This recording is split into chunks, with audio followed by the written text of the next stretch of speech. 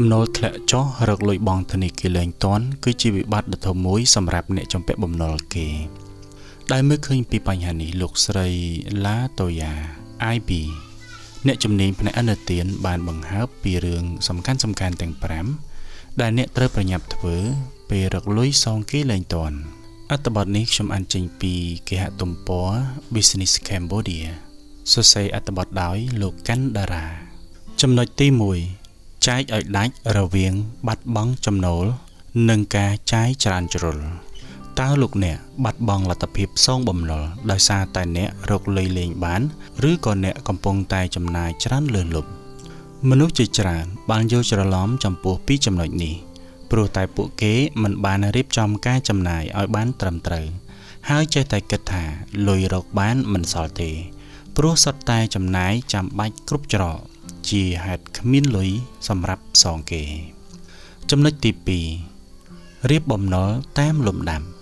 ចាប់ផ្ដើមពីការកត់ត្រារាល់បំណុលដែលអ្នកមានទាំងអស់ឲ្យបានច្បាស់លាស់រួចបែងចែកបំណុលជា2ក្រុមទី1បំណុលមានការប្រាក់និងក្រុមទី2បំណុលគ្មានការប្រាក់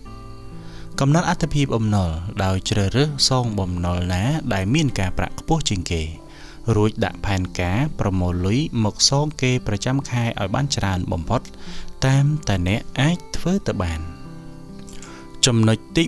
3បោសសម្អាតថ្លៃចំណាយពិនិត្យមើលរបាយការណ៍ធនាគារបញ្ជីចំណាយឬវិក័យប័ត្រផ្សេងៗដោយភាពហ្មត់ចត់ដើម្បីតាមដានពីការចំណាយរាល់ខែរបស់លោកអ្នកឲ្យបានប្រាកដថាមានរបស់ណាខ្លះដែលមិនចាំបាច់សម្រាប់ជីវិតរស់នៅហើយគួរកាត់បន្ថយវាចេញពីការចំណាយបន្ទាប់មកអ្នកត្រូវរិះរកផ្លូវបង្កើនចំណូលដើម្បីបំពេញគោលដៅ2គឺទី1ការពារមិនឲ្យខ្លួនឯងត្រូវខ្ចីលុយគេមកប្រើទាននិងទី2ប្រមូលលុយដើម្បីបង្គ្រប់សងគេឲ្យបានឆាប់អស់ចំណុចទី4ចរចាជាមួយម្ចាស់បំណុលបញ្ឈប់ភាពអៀនខ្មាសរៀនដាក់ខ្លួនចូលទៅនិយាយចរចាជាមួយនឹងម្ចាស់បំណុលសុំឲ្យគេបន្ធូរបន្ថយការប្រាក់ឬសម្រួលការបង់ប្រាក់ប្រចាំខែឲ្យនៅក្នុងកម្រិតទាបតាមដែលអាចធ្វើទៅបានឈប់ខ្លាចហើយសាកល្បងនិយាយពីបញ្ហាហិរញ្ញវត្ថុរបស់អ្នកទៅប្រាប់ម្ចាស់បំណុលឲ្យបានលម្អិតបើមានទាំងរបាយការណ៍ចំណូលចំណាយថែមទៀតរឹតតែល្អចំណុចទី5ស្វែងរកជំនួយផ្នែកគំនិតបើអ្នកទាល់ខ្លាំងពិបាកដោះស្រាយដោយខ្លួនឯងអ្នកគួរតែស្វែងរកក្រុមអ្នកជំនាញផ្នែកហិរញ្ញវត្ថុឬផ្នែកដោះស្រាយបញ្ហាបំណុលដើម្បីទទួលបានការប្រឹក្សាយោបល់ពីពួកគាត់អ្នកជំនាញអាចជួយអ្នកក្នុងការពិនិត្យមើលហិរញ្ញវត្ថុរបស់អ្នកព្រមទាំងវិធីសាស្ត្រលម្អិតដើម្បីកាត់បន្ថយការទូទាត់ប្រចាំខែព្រមទាំងអាចជួយអ្នកពីការគ្រប់គ្រងលុយកាក់ថែមទៀតផងក្នុងនោះអ្នកស្រី ឡាតូយ៉ាបានសង្កត់ធ្ងន់ថានៅក្នុងស្ថានភាពនេះដាច់ខាតអ្នកមិនត្រូវបង្កើតបំណុលថ្មីឡើយព្រោះថាការបង្កើតបំណុលថ្មីដើម្បីដោះស្រាយបំណុលចាស់វាមិនមែនជាវិធីល្អឡើយផ្ទុយទៅវិញវាអាចបំផ្លាញអ្នកព្រមទាំងអូសអ្នកឲ្យធ្លាក់ក្នុងរណ្ដៅបំណុលវ័នកថែមទៀតផងបើអ្នករើសយកកម្ចីថ្មីអ្នកមានការប្រាក់ខ្ពស់ជាងបំណុលដែលអ្នកមានស្រាប់បាទអរគុណច្រើនលោកអ្នកបងប្អូនទាំងអស់គ្នាដែលបានចំណាយពេលស្ដាប់និងទស្សនានៅវីដេអូនេះហើយនេះគឺជាការអានអត្ថបទដើម្បីជាដំណោះស្រាយបន្តិចបន្តួចទៅកាន់លោកអ្នកបងប្អូនដែលកំពុងតែជួបនៅឧបសគ្គនិងបញ្ហាមែនទែនទៅ channel របស់ខ្ញុំបង្កើតឡើងគឺគោលបំណងដើម្បីចែករំលែកចំណេះដឹងផ្នែកហិរញ្ញវត្ថុក៏ដូចជាចំណេះដឹងទូទៅផ្នែកសេដ្ឋកិច្ចផ្នែកសង្គមក៏ដូចជាប្រវត្តិសាស្ត្រនានាប៉ុន្តែភាគច្រើននៅក្នុងពេលបច្ចុប្បន្ននេះយើងមើលឃើញថាសេដ្ឋកិច្ចវាពុំសូវល្អប្រជាពលរដ្ឋខ្មែរជាច្រើនកំពុងតែជួបបញ្ហាបំណុលក៏ដូចជាបញ្ហាសេដ្ឋកិច្ចរួមទាំងខ្ញុំក៏ដូចគ្នាដែរតែយើងតែងតែព្យាយាមរកដំណោះស្រាយពីគេហទំព័រពីបណ្ដាញសង្គមពីអ្នកដែលមានជំនាញផ្នែកហិរញ្ញវត្ថុនានាដើម្បីជួយជាគំនិតប្រាជ្ញានិងចំណេះដឹងក្នុងការដែលយើងដកខ្លួនចេញពីបំណុល ចឹងអ្វីដែលខ្ញុំបានអានខាងលើនៅក្នុងគេហទំព័រ Business Cambodia ដែលខ្ញុំបានដកស្រង់អានជូនលោកអ្នកបងប្អូនស្ដាប់នឹងទស្សនានេះគឺនិយាយអំពីចំណុចទាំង5ដែលយើងគួរតែព្យាយាមបដោតអារម្មណ៍បន្តិចប្រសិនបើយើងកំពុងតែជាប់បំណុលហើយយើងគៀងសាច់ប្រាក់មានន័យថាលំហូរសាច់ប្រាក់នៅក្នុងគ្រួសារក្នុងអាជីវកម្មរបស់យើងវាស្ទះវាមានភាពរាំងស្ទះដោយប្រការសេដ្ឋកិច្ចដោយប្រការណាមួយនោះយើងរកលុយសងគេមិនបានចឹងដូច្នេះជៀសវាងក្នុងការដែលយើងចាក់ចេញពីទីលំនៅឬក៏ពាក្យខ្មែរសាមញ្ញនិយាយមិនពីរសស្ដាប់នោះគឺរត់ចោលស្រុកនោះគឺយើងអាចពិចារណាចំណុចទាំង5នេះបានជាក់ស្ដែងសម្រាប់ខ្ញុំមានចំណុចខ្លះដែរនៅក្នុងចំណុចទាំង5ហ្នឹងដែលខ្ញុំបានអនុវត្តដែលខ្ញុំបានសិក្សាស្វែងយល់ហើយយកមកអនុវត្តផ្ទាល់ខ្លួនអញ្ចឹងដូច្នេះជាធម្មតាយើងត្រូវបែងចែកអដាច់ថាតើយើងនៅចំណូលដូចធម្មតាឬក៏យើងធ្លាក់ចំណូលហើយមួយទៀតយើងប្រៀបធៀបថាតើចំណូលយើងបាត់បង់ឬក៏ធ្លាក់ចុះឬក៏យើងចាយច្រើនពេកនឹងចំណុចទី1ដែលយើងពិចារណាទី2គឺរៀបចំបំណុលរបស់យើងតាមលំដាប់នេះគឺចំណុចនេះក៏ខ្ញុំបានអនុវត្តរួចដែរគឺខ្ញុំរៀបចំលំដាប់ពីបំណុលតូចទៅធំពីការប្រាក់ខ្ពស់មកទាបនេះគឺជាអ្វីដែលខ្ញុំរៀបហើយបច្ចុប្បន្ននេះខ្ញុំធ្វើបានជោគជ័យ 50-60% ដែលខ្ញុំបានផ្ដាច់ព្យាយាមដកខ្លួនចេញអំពីបំណុលតូចតាចឯកជនឬក៏មិត្តភ័ក្តិឬក៏គ្រួសារហើយបច្ចុប្បន្ននេះគឺយើងនៅតែសងធនាគារមកមុខទេនេះគឺជាអ្វីដែលខ្ញុំបានធ្វើជាមួយនឹងក្រុមគ្រួសារចឹងដូច្នេះវាជាចំណេះដឹងយើងមើលគិតថាវាតូចតាចចំណេះដឹងតិចតួច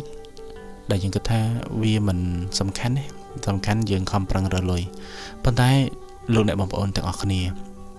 នៅពេលដែលយើងពូកែរកលុយនេះគឺជាចំណុចល្អ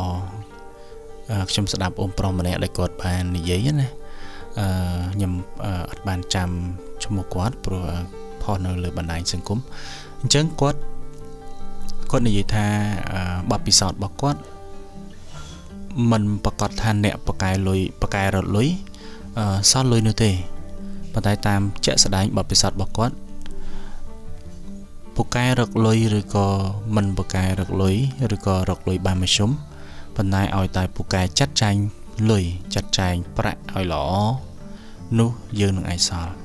ចឹងនេះគឺជាអ្វីដែលខ្ញុំបានរៀនដែរខ្ញុំព្យាយាមរៀបចំប្រព័ន្ធហិរញ្ញវត្ថុក្នុងគ្រួសាររៀបចំប្រព័ន្ធហិរញ្ញវត្ថុក្នុងការចំណាយរៀបចំប្រព័ន្ធហិរញ្ញវត្ថុក្នុងការសន្សំនិងព្យាយាមធ្វើយ៉ាងម៉េចឲ្យមានលុយសម្រាប់ពេលមានអាសន្នការមួយចំនួនកើតឡើងដោយមិនបានរំពឹងទុកនិងត្រៀមលុយខ្លះសម្រាប់ការបង្កើនចំណេះដឹងជាដើមអញ្ចឹងដូច្នេះការចាត់ចែងលុយកាក់គឺពិតជាសំខាន់ក្នុងមុនពេលដែលយើងធ្លាក់ចូលទៅក្នុងបំណុលវ៉ាន់កយើងគួរតែភ្ញាក់ខ្លួនការប្រើប្រាស់លុយកាក់ខ្ញុំក៏ធ្លាប់មានបទពិសោធន៍ហើយប្រើប្រាស់លុយខុសច្រើនតាមបទពិសោធន៍របស់ខ្ញុំចឹងដូច្នេះនេះគឺជាអ្វីដែលខ្ញុំអាចនឹងចែករំលែកទៅកាន់បងប្អូនទាំងអស់គ្នាខ្ញុំមិនមែនជាអ្នកជំនាញផ្នែកហិរញ្ញវត្ថុខ្ញុំក៏មិនមែនមានបទពិសោធន៍ច្រើនប៉ុន្តែជាក់ស្ដែងបទពិសោធន៍តិចតួចដែលខ្ញុំមានខ្ញុំនឹងចែករំលែកហើយនឹងដកស្រង់ចំណេះដឹងចេញពីអត្ថបទផ្សេងៗរបស់បងប្អូនដទៃទៀតដែលជាប្រជាពលរដ្ឋខ្មែរដែលគាត់មានចំណេះដឹងនិងមានជំនាញផ្នែកហិរញ្ញវត្ថុហើយក៏សូមអភ័យទោសប្រសិនបើការដកស្រង់អានអត្ថបទរបស់លោកអ្នកដោយមិនបានសុំការអនុញ្ញាតឬក៏មិនដិតដល់ក្នុងការសុំការអនុញ្ញាតណាមួយឬក៏ធ្វើប្រហែសណាមួយសូមលោកអ្នកបងប្អូនអភ័យទោសហើយប្រសិនបើមិនពេញចិត្តក្នុងការដែលខ្ញុំលើកអត្ថបទលោកអ្នកបងប្អូនអាននៅក្នុង channel YouTube នេះសូមតាក់ទងមកខ្ញុំនឹងមានវិធានការដោះស្រាយឬក៏លុបជូនមុខបងប្អូនវិញចឹងនេះគ្រាន់តែជាការចែករំលែកប៉ុណ្ណោះអត់មានគោលបំណងផ្សេងទេគ្រាន់តែចែករំលែកទៅកាន់បងប្អូនដែលគិតថាពិបាកក្នុងការរកជំនួយបន្តិយោបល់អត់មានអ្នកប្រឹក្សាយោបល់ផ្នែកហិរញ្ញវត្ថុចឹងចំណុចទី2មិញគឺយើងត្រូវរៀបចំបំណុលតាមលំដាប់ ឲ្យបានពីតូចទៅធំបំណុលតិចតិចមកបន្ទាប់មកយើងរៀបចំបំណុលណាដែលមានការប្រាក់ខ្ពស់ដាក់មុនគេវិញអញ្ចឹងមានថាទី1គឺយើងរៀបចំបំណុលពីតិចទៅច្រើនបំណុលឯកជនខ្លះបំណុលធនាគារខ្លះចឹងមកបន្ទាប់មកទៀតយើងដាក់មកតើបំណុលណាដែលមានការប្រាក់ច្រើនជាងគេយើងទៅសេនៅលើវិញបាទអញ្ចឹងប្រច្រាស់គ្នាមួយចំនួនបំណុលពីតិចមកច្រើនទី2ចំនួនការប្រាក់ពីច្រើនមកតិចទី3គឺយើងចំណុចដែលមានទៅសេនៅក្នុងអត្ថបទនេះគឺបោសសម្អាតថ្លៃចំណាយមានន័យថាយើងកាត់បន្ថយការចំណាយណាមួយដែលវាមិនចាំបាច់ឬក៏យើងគិតថាវាមិនប៉ះពាល់ដល់ជីវភាពរស់នៅរបស់យើងបើសិនបើយើងកាត់បន្ថយវាព្រោះការចំណាយមួយចំនួនបើយើងគិតទៅវាអត់មានផលប្រយោជន៍សម្រាប់យើងផ្ទាល់ខ្លួននិងក្រុមគ្រួសារដែរពេលខ្លះចំណាយដែលចាំបាច់មានន័យថាយើងកាត់មិនបានប្រសិនបើយើងកាត់វានោះនឹងប៉ះពាល់ដល់ជីវិតរស់នៅរបស់យើងគឺយើងអត់អាចកាត់បានទេយើងអាចដកការចំណាយនឹងទេដូចជាការញ៉ាំដូចជាការចំណាយទៅលើសម្លៀកបំពាក់ដូចជាការចំណាយទៅលើការស្នាក់នៅដូចជាការចំណាយផ្សេងទៀតដែលចាំបាច់សម្រាប់យើងប៉ុន្តែការចំណាយមួយចំនួនដែលវាជំនួសគ្នាបានយើងគួរតែកាត់បន្ថយឧទាហរណ៍ថាបងប្អូនទាំងអស់គ្នាភាគច្រើនយើងធ្វើដំណើរជិតឆ្ងាយយើងតែងតែប្រើរថយន្តយើងតែងតែប្រើឡានព្រោះយើងគិតថាឡានគឺជាមធ្យោបាយមួយដែលវាងាយស្រួលបាំងភ្លៀងបាំងក្តៅហើយវាធ្វើឲ្យយើងមានអារម្មណ៍ថាចូលក្នុងចំណោមក្នុងសង្គមអីចឹងប៉ុន្តែប្រសិនបើយើងកំពុងតែស្ថិតនៅក្នុងបំណុលយើងរកលុយសងគេសឹងតែមិនបានហើយយើងផ្លូវចិត្តផ្លូវឆ្ងាយយើងនៅតែបន្តប្រើប្រាស់ឡានហើយយើងចាក់សាំងទៀតលោកអ្នកបងប្អូនអាចគិតមើលថាតើវាយ៉ាងម៉េចដែរផ្លូវឆ្ងាយខ្ញុំអត់និយាយទេផ្លូវឬក៏យើងជិះទៅធ្វើការផ្លូវឆ្ងាយខ្ញុំអត់និយាយទេប៉ុន្តែយើងអាចពិចារណាទៅលើការកាត់បន្ថយថ្លៃចំណាយទៅលើការចាក់សាំងដែលជិះជុំវិញតំបន់ដែលយើងរស់នៅតើយើងអាចជំនួសវិញដោយជិះម៉ូតូបានទេឬក៏អ្នកបងប្អូនគិតថាឡានខ្ញុំអត់សូវស៊ីសាំងទេចំណាយតិចណាស់អានេះគឺការគិតរបស់បងប្អូននេះគ្រាន់តែជាកំណត់មួយផ្នែកតែខ្ញុំនិយាយបកស្រាយចេញអំពីអត្ថបទដែលបានសរសេរអំពីការបោសសម្អាតការចំណាយហ្នឹងគឺខ្ញុំចាប់អារម្មណ៍ទៅលើការចំណាយបែបហ្នឹងមួយដែលខ្ញុំគិតថាប្រសិនបើយើងការពារប្រសិនបើយើងកាត់បន្ថយការចំណាយទៅលើចាក់សាំងឡានមកចាក់សាំងម៉ូតូគ្រាន់តែជិះជុំវិញតំបន់ដែលយើងរស់នៅឧទាហរណ៍ថា5-6គីឡូ10គីឡូអីហ្នឹងដែលយើងទៅញ៉ាំកាហ្វេដែលយើងទៅជួបការចរចាឬក៏រស់ស៊ីឬក៏អីដែលយើងអាចជិះម៉ូតូបានយើងគួរតែជិះម៉ូតូតែប្រសិនបើយើងគិតថាខ្ញុំមិនអាចជិះម៉ូតូទៅទេព្រោះខ្ញុំជួបភ្ញៀវលំដាប់ជួបភ្ញៀវរៀងគួរសមដែរចឹងដូចខ្ញុំត្រូវតែប្រើឡានចឹងអានេះគឺជាគ្រាន់តែជាគំនិតខ្ញុំទេខ្ញុំអត់អាចខ្ញុំមិនបានថាបន្ទោសឬក៏អ្នកបងប្អូនណាមួយទេប៉ុន្តែគ្រាន់តែជាការគំនិតដែលយើងអាចពិចារណាបានថាប្រសិនបើខ្ញុំផ្អាកក្នុងការប្រើប្រាស់ឡានក្នុងចម្ងាយចិត្តណាមួយហើយមកសាកល្បងជិះម៉ូតូវិញអានោះក៏វាកាត់បន្ថយការចំណាយមួយដែរឬក៏បោសសម្អាតការចំណាយដែរហើយវាអត់ប៉ះពាល់ទៅដល់ការរស់នៅរបស់យើងណាព្រោះយើងនៅតែអាចធ្វើដំណើរទៅបានហើយមួយទៀតគឺការពារនៅក្នុងចំណុចទី3ហ្នឹងគឺនិយាយអំពីដើម្បីឲ្យយើងរកផ្លូវចេញពីបំណុលបានគឺទី1គឺត្រូវបង្កើនចំណូលបាទចំណុចចម្បងគឺត្រូវបង្កើនចំណូលហើយបង្កើនចំណូលហ្នឹងបង្កើនធ្វើអីបង្កើនចំណូលគឺដើម្បីបំពេញគោលដៅ2ទី1បង្កើនចំណូលដើម្បីការពារមិនឲ្យយើងទៅខ្ចីលុយគេបន្ថែមទៀតខ្ចីលុយគេមកប្រើទៀតណាអញ្ចឹងមានន័យថាប្រសិនបើយើងព្យាយាមបោសសម្អាតការចំណាយដែលមិនចាំបាច់ទេហើយយើងអត់បង្កើនចំណូលទេនោះយើងមិនអាចការពារខ្លួនឯងឲ្យឆ្ងាយអំពីបំណុលថ្មីបានទេគឺយើងត្រូវតែទៅខ្ចីពីឆ្វេងមកសងស្ដាំខ្ចីពីអ្នកថ្មីមកសងអ្នកចាស់បំវិលចុះបំវិលឡើងវាន់ដូចខ្សែសន្ទូច casting អញ្ចឹងណាអង្គុយដោះបាទអ្នកស្ទូចត្រីយល់អារម្មណ៍មួយហ្នឹងពេលដែលគប់សន្ទូច casting ទៅបើវាន់ល្មមដោះស្រួលទេតែបើថាវាន់ខ្លាំងហើយមានតែកាត់ចោលអ ចឹងបើសិនបើបងប្អូនទាំងអស់គ្នានឹងខ្ញុំអត់ប្រកាន់ចំណូលហើយគិតតែចំណាយនោះវានឹងវាន់បំណុលយើងវាន់ក៏ដោះអត់ចេញគឺមានតែរត់ទេគឺមានតែចាក់ឆ្ងាយអំពីស្រុកកំណើតឬក៏អីខ្ញុំនិយាយពាក្យរត់ចោលស្រុកនេះវាធ្ងន់បន្តិចប៉ុន្តែវាជាការពិតប្រសិនបើយើងមិនគិតមិនបារម្ភមិនចាត់ចែងឲ្យបានលម្អិតទេនោះយើងនឹងកាន់តែលំបាកអញ្ចឹងដូច្នេះយើងត្រូវតែបង្កើនចំណូលដើម្បីអាចនឹងសងគេបានហើយបង្កើនចំណូលធ្វើអីគឺទី1ដើម្បីការពារខ្លួនមិនឲ្យខ្ចីលុយគេមកប្រើទៀតទី2គឺប្រមូលលុយដើម្បីប្រគ្រប់សងគេឲ្យឆាប់អស់បាទអាហ្នឹងគឺជាចំណុចដែលយើងគួរដោះហើយប្រសិនបើយើងអាឡ័យតែខ្មាស់គេអាឡ័យតែមិនបន្ទាបខ្លួនបន្តិចហើយសងគេអស់ហើយចាំយើងព្យាយាមបំពេញនៅបំណងប្រាថ្នានៅការចំណងរស់នៅរបស់យើងឲ្យបានល្អប្រសើរដូចមុនវិញក៏បានសំខាន់គឺយើងព្យាយាមដោះបាទគឺបង្កើតចំណូលពេលខ្លះចេះពេលខ្លះបងប្អូនអាចច្រឡំកន្លែងនេះថាខ្ញុំបង្កើតចំណូលតែហេតុអីបានជាខ្ញុំសងគេអត់រួចបងប្អូនបង្កើនចំណូលមែនប៉ុន្តែបងប្អូនអត់យកទៅបំពេញគោលដៅ2ដែលក្នុងអត្ថបទនេះបានលើកឡើងដែលខ្ញុំបានអានមិញនេះទី1គឺការពីខ្លួនមិនឲ្យខ្ចីគេមកប្រើទៀតទី2គឺប្រមូលលុយសងគេប្រគ្រប់នេះបងប្អូនបង្កើនចំណូលមែនប៉ុន្តែនៅពេលដែលបានចំណូលបងប្អូនយកទៅប្រើផ្លូវផ្សេងចំណាយទៅលើរបស់ប្រើប្រាស់ផ្សេងអត់បានសន្សំដើម្បីសងគេអត់បានទប់ដើម្បីមានន័យថាយើងយកលុយចំណូលថ្មីហ្នឹងចំណូលដែលយើងទើបតែរកបានឬក៏មុខរបរថ្មីឬក៏បង្កើនចំណូលវាច្រើនឡើងពីចំណូលរបស់យើងចាស់នេះយើងយកទៅប្រគ្រប់សងគេយើងអត់សងគេទេប៉ុន្តែយើងចាប់ផ្ដើមយកទៅប្រើប្រាស់ផ្លូវផ្សេងអានេះបើសិនបើបងប្អូនកំពុងតែស្ដាប់វីដេអូនេះហើយមានន័យថា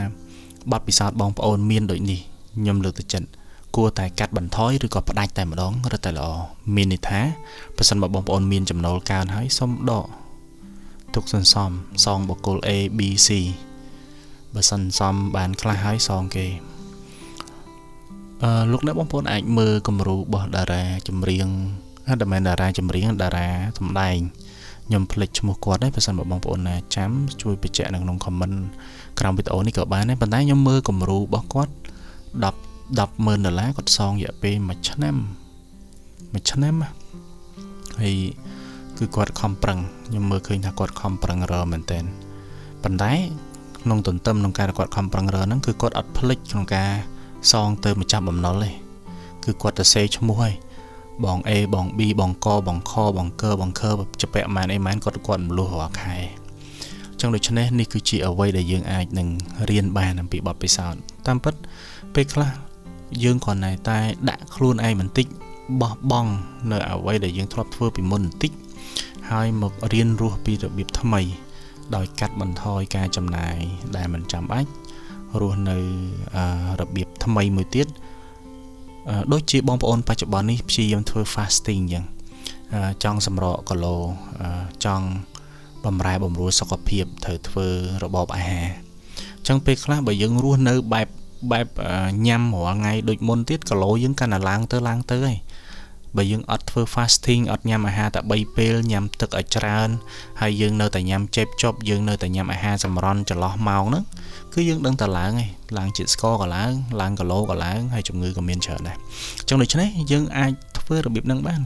ការដែលយើងសងបំណុលឬក៏យើងកំពុងតែចម្ពាក់បំណុលគេច្រើនយើងអាចដូររបៀបរស់នៅបន្តិចនោះយើងនឹងអាចមានលុយសងគេទោះបីបើមិនសងបានទាំងអស់ក៏ខ្លះហើយទោះបីបើមិនខ្លះក៏យើងសងយូរម្ដងអាហ្នឹងឲ្យតែយើងសងនេះគឺជាអ្វីដែលយើងគួរតែគិតហើយមួយទៀតយើងសូមនឹកចាំអំពីម្ចាស់បំណុលដែរអានេះខ្ញុំអត់និយាយរឿងធនាគារទេណាខ្ញុំនិយាយរឿងបំណុលឯកជនចុះព្រោះឯកជនគឺយើងខ្ចីគេបានទី1មិត្តភាពទី2ការប្រាក់ខ្ពស់គឺយើងខ្ចីគេបានតាមរយៈ2ហ្នឹងចឹងបើយើងអត់មានមិត្តភាពទេគឺយើងត្រូវតែយកអាការប្រាក់ខ្ពស់ហ្នឹងព្រោះគេអត់យល់អំពីតំណែងទេឲ្យតែបានការប្រាក់គឺគេឲ្យយើងខ្ចីចឹងដូច្នេះទី1យើងគួរតែដោះស្រាយចំពោះមិត្តភ័ក្តិរបស់យើងដែលគាត់មានដួងចិត្តក្នុងការជួយយើងក្នុងគ្រាមានអាសន្នប៉ុន្តែនៅពេលដែលយើងបាន លុយយកទៅប្រើយកទៅដោះតល់ហើយយើងចាប់ផ្ដើមពន្យាមិនបានយកចំណូលដែលយើងរកបានហ្នឹងទៅព្យាយាមជួយគាត់វិញទេសងគាត់វិញទេយើងចេះតែធ្វើនេះធ្វើនោះអាហ្នឹងមួយទៀតទោះបីបើម្ចាស់បំណុលទី2ដែលគាត់ឲ្យយើងខ្ចីដល់ការប្រាក់ខ្ពស់ក៏ដោយក៏គាត់អាចថាមានគុណអាស្រ័យទៅលើយើងដែរនៅពេលដែលយើងត្រូវការលុយខ្លាំងការប្រាក់គាត់យកការប្រាក់យើងមែនយើងគិតថាគាត់ស៊ីការប្រាក់យើងហើយយើងមិនបាច់ចាំទៅគិតមនោចិត្តណាឬក៏ខំប្រឹងសងគាត់ទេដោយសារគាត់យកការប្រាក់យើងច្រើនហើយប៉ុន្តែបងប្អូនប្រសិនបើការប្រាក់ថ្លៃមែនបើគេអត់ឲ្យយើងក៏មិនអាចមានលុយដើម្បីដោះស្រាយបញ្ហាដែរដោះស្រាយបញ្ហាដែរដោះទាល់ដែរអញ្ចឹងដូច្នេះយើងត្រូវគិតកន្លែងហ្នឹងមុនពេលដែលយើងចាយដោយមិនបានគិតពិចារណាហើយយើងអត់ព្យាយាមកាត់បន្ថយចំណាយដែលមិនចាំបាច់ចេះតែចាយទាំងខ្លួនកំពុងតែមានបំណុលនោះហើយគឺជាកំហុសនោះហើយគឺជាអ្វីដែលយើងគួររៀនបន្ថែមចំណុចទី4នៅក្នុងអត្ថបទរបស់យើងនៅក្នុងវីដេអូនេះដែលខ្ញុំបានដកស្រង់មកដែលខ្ញុំបានអានជូនគឺចរចាជាមួយម្ចាស់បំណុលមានបងប្អូនមួយចំនួនគឺគាត់ខ្លាចម្ចាស់បំណុលហ្មងគាត់ខ្លាចម្ចាស់បំណុលគាត់ខ្លាចថាប្រាប់ម្ចាស់បំណុលថាគាត់អត់លុយតាមពិតគាត់ពយាម្ចាស់បំណុលរួចហើយគាត់ប្រាប់ម្ចាស់បំណុលថាអត់ទាន់មានលុយអាហ្នឹងហេតុអីបានជាយើងមិនព្រមទៅមួយជំហានទៀតដោយប្រាប់គាត់ថាបងខ្ញុំសុំចរចាឥឡូវនេះខ្ញុំរកលុយបងអត់ទាន់ទេបងជួយសម្រួលបន្តិចទៅឥឡូវមួយខែខ្ញុំបង1000ឥឡូវខ្ញុំសុំបង800ឬក៏500បានទេដោយសារចំណូលរបស់ខ្ញុំធ្លាក់អីបងអើយសេដ្ឋកិច្ចបច្ចុប្បន្ននេះចេះចុះយើងចោះចាយជាមួយគាត់ខ្ញុំជឿថាម្ចាស់បំណុលមិនមែនពិបាកទាំងអស់ទេអាចមានស្រួលដែរអញ្ចឹងណាតែសំខាន់យើងចរចាសិនបើសិនបើយើងជិះតែសងគេមួយខែ1000ដែរចុះបើយើងចរចាបានសល់800វាមិនធូរអញ្ចឹងអាចចរចាជាមួយម្ចាស់បំណុលសាកមើលបងប្អូនប្រសិនបើបងប្អូនកំពុងតែជួបបញ្ហាប៉ុន្តែខ្ញុំអត់និយាយចំពោះបងប្អូនឬក៏ពូមីងបងប្អូនទាំងអស់គ្នាដែលមានលទ្ធភាពទេបងមានលទ្ធភាពបន្តសងតាមធម្មតាទៀតចាស់ប៉ុន្តែប្រសិនបើបងប្អូនកំពុងតែគិតបារម្ភរាល់ថ្ងៃ stress សឹងតែរាល់ថ្ងៃអំពីបញ្ហាបំណុលតែខ្ចីអ្នកនោះខ្ចីពីនេះពីនោះរាល់ថ្ងៃដើម្បីសងបំណុលបងប្អូនគួរតែពិចារណាហើយគិតថាតើខ្ញុំគួរតែចរចាជាមួយម្ចាស់បំណុលអត់បើបងចរចាមិនបានក៏យើងនៅតែសងតម្លៃដដែលធម្មតាប៉ុន្តែប្រសិនបើបងចរចាបានវាធូរមួយកម្រិតសាកមើលតើយ៉ាងម៉េចដែរឬក៏បងប្អូនទាំងអស់គ្នាគិតថាខ្លាចបាត់បង់កិត្តិយសបងប្អូននៅពេលដែលយើងទៅខ្ចីគេហ្នឹងកិត្តិយសវាមាន2ទី1យើងខ្ចីគេដែលព្រោះយើងមានកិត្តិយសមានមុខមាត់រកស៊ីគេឲ្យយើងខ្ចីមួយទៀតគឺយើងអត់លុយបានយើងទៅខ្ចីគេបាទអញ្ចឹងយើងគិតមើលតើយើងត្រូវគិតពីកិត្តិយសនៅក្នុងស្ថានភាពហ្នឹងឬក៏យើងត្រូវគិតអីស្វែងរកការរស់សិនស្វែងរកសេរីភាពបន្តិចសិនយើងចរចាជាមួយម្ចាស់បំណុលតែបើសិនបើបងប្អូនធ្វើអត់បានខ្ញុំក៏អត់ដឹងធ្វើមិនដែរប៉ុន្តែពួកខ្ញុំអត់មានបទពិសោធន៍រឿងចរចាជាមួយម្ចាស់បំណុលដោយសារខ្ញុំអត់បានតន់ដល់ដំណាក់កាលហ្នឹងអញ្ចឹងណាបាទបើមានដូចជាមានបងប្អូនអីហ្នឹងមិត្តសម្លាញ់អីហ្នឹងយើងជជែកគ្នាទៅណាជជែកគ្នាថាឥឡូវឯងអត់សូវឬក៏ខ្ញុំអត់សូវមានចំណូលទេអញ្ចឹងសូមពជាចេះចោះទៅអញ្ចឹងនេះគឺជាអ្វីដែលយើងត្រូវធ្វើសំខាន់និយាយមានលុយសងអត់លុយសងសំខាន់និយាយតែបើថាមានក៏អត់មានក៏ស្ងាត់អត់ក៏ស្ងាត់អាហ្នឹងហើយគឺពិបាកចំណុចទី5ស្វែងរកជំនួយផ្នែកគំនិតបាទនេះគឺសំខាន់បងប្អូនខ្ញុំជឿថាបងប្អូនមួយចំនួនទាំងបងប្អូនប្រជាជនជំពាក់ធម្មតាសម្រាប់ការរស់នៅខ្ចីទិញនេះទិញនោះហើយជំពាក់គេជំពាក់ធនាគារឬក៏ឯកជនមួយទៀតបងប្អូនអ្នករស់ស៊ីក៏ដូចគ្នាដែរពេលខ្លះបងប្អូនរស់ស៊ីធំចំណាយធំមានបុគ្គលិកចំណាយមួយខែ$4,000-5,000ទៅលើបុគ្គលិកប៉ុន្តែបងប្អូនបែរជាអត់មានអ្នកជំនួយឬក៏ទីប្រឹក្សាផ្នែកគំនិតហិរញ្ញវត្ថុនេះបងប្អូនគិតប្រសិនបើបងប្អូនអត់មានខ្ញុំជឿថាក្រុមហ៊ុនឬក៏បងប្អូនដែលរស់ស៊ីអាចមានប៉ុន្តែបងប្អូនមួយចំនួនទៀតក៏មិនទាន់មានដែរដល់រស់ស៊ីទុនធំដែរយើងគួរតែមានអ្នកប្រឹក្សាផ្នែកគំនិតហិរញ្ញវត្ថុឲ្យបានច្រើនល្អព្រោះទីប្រឹក្សាច្រើនវាប្រសើរជាងយើងធ្វើតែម្នាក់ឯង ចឹងបើតលខ្លាំងហើយដោះស្រាយខ្លួនឯងអត់ចេញទេដោះស្រាយខ្លួនឯងកាន់តែបំណុលកើនរកមិត្តភ័ក្តិបងប្អូនឬក៏បណ្ដាញណាដែលគេស្គាល់ផ្នែកជំនាញឬក៏អាចយើងអាចមើលនៅក្នុងគេហទំព័រឬក៏ Business Cambodia មានអ្នកចំណេះដឹងផ្នែកហិរញ្ញវត្ថុច្រើនណាអញ្ចឹងបងប្អូនអាចពិចារណាមើលថាតើគួរមានអ្នកប្រឹក្សាម្នាក់ឬពីរនាក់ដែលបងប្អូនអាចថាពឹងពាក់បានណាជួយឲ្យគេផ្ដល់ប៉ុន្តែខ្ញុំសូមលើកទឹកចិត្តថាមិនមែនទាំងស្រុងទេការផ្ដល់យោបល់ប្រឹក្សាមិនមែនយើងធ្វើតាមការផ្ដល់យោបល់និងប្រឹក្សាទាំងអស់ទេដូចខ្ញុំចែករំលែកនៅចំណេះដឹងនេះអញ្ចឹងមិនមែនបងប្អូនលោកអ្នកបងប្អូនទាំងអស់គ្នាយកទៅអនុវត្តទាំងអស់ទេមិនមែនទេ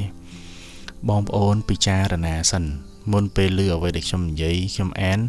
នៅក្នុងអត្ថបទតាមរយៈវីដេអូនេះស្ដាប់ហើយពិចារណាតើគួរយកធ្វើឬក៏មិនធ្វើមិនមែនត្រូវតែធ្វើទេអញ្ចឹងអ្នកប្រឹក្សាផ្នែកហិរញ្ញវត្ថុឲ្យយើងក៏ដូចគ្នាដែរមិនមែនគាត់និយាយអីសិតតែត្រូវឆ្លងកាត់ការពិចារណាសិទ្ធិរបស់យើងបើសិនបើយើងធ្វើតាមជាការសម្រេចចិត្តរបស់យើងធ្វើមិនតាមយើងមិនធ្វើតាមគឺជាសិទ្ធិរបស់យើងអញ្ចឹងដូច្នេះមិនមែនឲ្យតែទីប្រឹក្សាយើងធ្វើតាមទាំងអស់មិនមែនទេប៉ុន្តែទីប្រឹក្សាគឺជាកញ្ចក់ឆ្លុះទីប្រឹក្សាគឺជាខ្យល់ដែលបក់មកឲ្យតិចយើងរហហើយដែលយើងដឹងថាមានខ្យល់ហើយមេឃចិត្តភ្លៀងហើយផ្គរលាន់មកហើយអញ្ចឹងទីប្រឹក្សាគឺបែបហ្នឹងគឺជាអ្នកដែលរំលឹកយើងរាល់ថ្ងៃរាល់ពេលដែលយើងកំពុងតែធ្លាក់ចូលទៅក្នុងបំណុលកាន់តែខ្លាំងចឹងអរគុណច្រើនលោកបងប្អូនរៀងវែងបន្តិចប៉ុន្តែខ្ញុំជឿថានេះគឺជាអត្ថបទល្អសម្រាប់ខ្ញុំហើយខ្ញុំនឹងដកស្រង់កត់រៀនបន្ថែមទៀតអំពីការចំណាយទាំងអស់ហ្នឹងអរគុណច្រើនសម្រាប់ការចំណាយពេលស្ដាប់និងទស្សនានៅវីដេអូនេះហើយសង្ឃឹមថាជួបគ្នានៅវីដេអូក្រោយដែលមានអត្ថប្រយោជន៍ទៅកាន់លោកអ្នកបងប្អូនបន្ថែមទៀតអរគុណច្រើនប្រសិនបើលោកអ្នកបងប្អូនគិតថាវីដេអូនេះមានប្រយោជន៍និងផ្ដល់ចំណេះដឹងដល់លោកអ្នកបងប្អូនសូមជួយចុច Subscribe និងចុចសញ្ញាកណ្ដឹងដើម្បីទទួលបានវីដេអូថ្មីៗបន្ថែមទៀតសូមអរគុណសូមជម្រាបលា